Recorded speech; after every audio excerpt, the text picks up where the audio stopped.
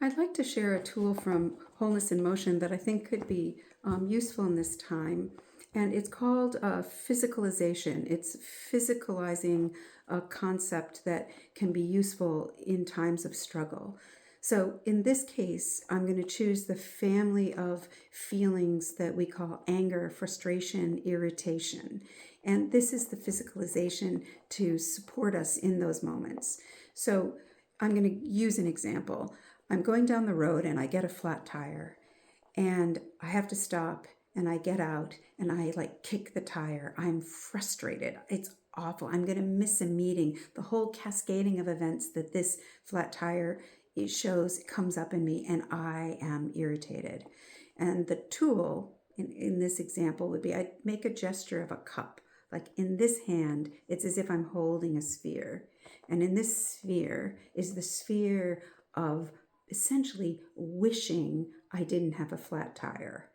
And because when you look at it closely, the feeling of anger and irritation is wishing the world was different. So when I'm over here wishing this had not happened, blaming the people who told me this cheap brand, feeling kind of righteous, like I knew I shouldn't get those.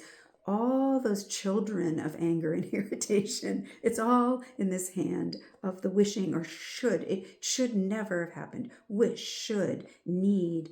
When I'm in that, I'm generally angry, irritated, and so forth.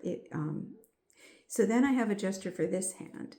And this hand is, this reality has happened. It is a fact my tire is flat. It is a fact that I am really annoyed. It is a fact that there are a bunch of consequences for this tire being flat. But in this moment, I'm actually just with this reality. So it's unpleasant, but something shifts. It's quite different than when I'm over here thinking it shouldn't have happened, that it isn't the way it should be.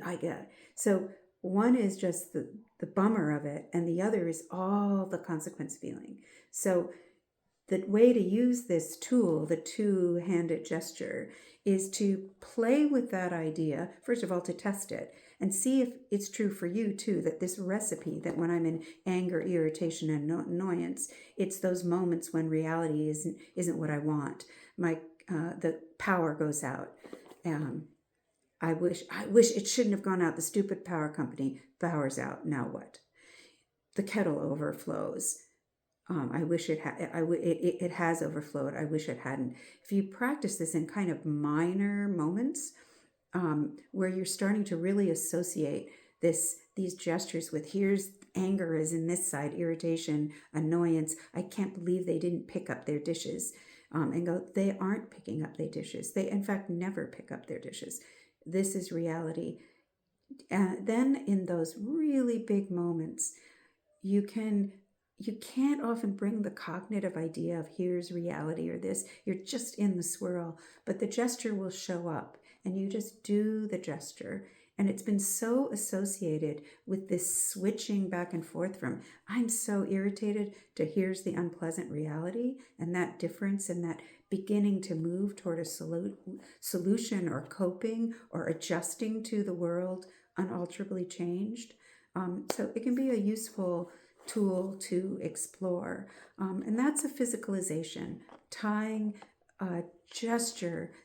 Movement is easier to call upon than cognitive ideas when we're struggling, when we're in a hard time. All right, enjoy.